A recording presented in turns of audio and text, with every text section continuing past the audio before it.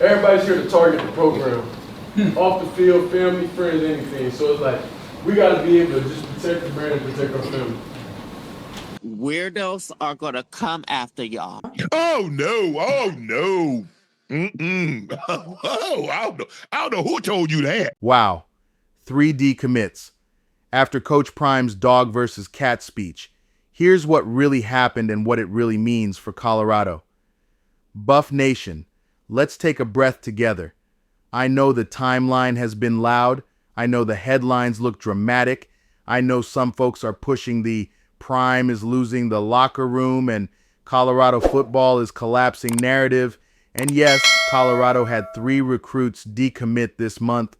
But before we start hitting panic buttons or feeding the negativity machine, let's break this down calmly and respectfully with facts, context, and big picture vision.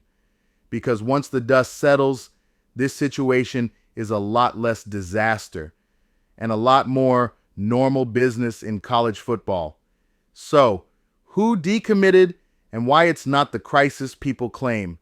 Number 1, DeMonte Timms, safety flipped to Indiana. He was a solid player with promise, but choosing Indiana over Colorado tells you he wanted something different. Maybe earlier playing time, perhaps a system fit, maybe just comfort. That's not a knock on him. Every kid has to choose their own journey, and if Indiana felt right, then good for him. Number 2, Gavin Mueller, the tight end. Colorado simply doesn't feature tight ends heavily in this current offense. This happens everywhere. A recruit looks at the scheme and asks, is this the best place for me to grow? That's smart, not disrespectful.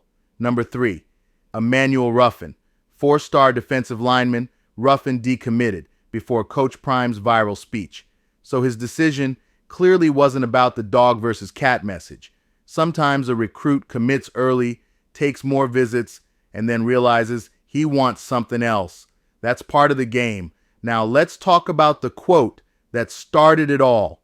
Coach Prime said, Coach, what is the confidence level you have in yourself to do this job? I never doubt me. I don't doubt me. Let's get that straight. I don't doubt me. So the next question, the confidence level of me doing this job, yes. I'm built for this. I don't doubt me. How do you explain the past couple of weeks to recruits and their parents? I don't have to explain it. They saw it. See, you got to understand, if you're a dog, you want to come here and right the wrong. If you're a cat, you look at the scoreboard and you run. Which one are you, a dog or a cat? Exactly. Let's go. If you a dog, you want to come here and right the wrong. If you a cat, you look at the scoreboard and run. A lot of people twisted this into something harsh. But Buff Nation, let's keep it real. That wasn't a shot at the players or the commits or anyone personally. It was a challenge. It was a test of mindset, not talent. Prime coaches the same way he played, direct, honest, motivational. Some players respond to that fire, some don't. Both are okay. That's just human nature. But here's the real story.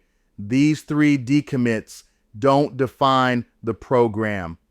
Colorado didn't lose its cornerstone pieces. They didn't lose the future quarterback. That's JuJu. They didn't lose their top offensive recruits.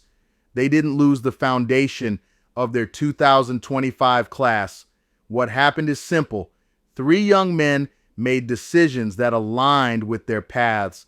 Colorado continues building its own path. That's not drama, that's recruiting. And while some left, Colorado found a star. While everyone panicked about decommits, something far more important happened. Julian JuJu Lewis stepped onto the field and showed the world the future of Colorado football. 299 yards, 2 touchdowns, 0 interceptions, poise, leadership, fight.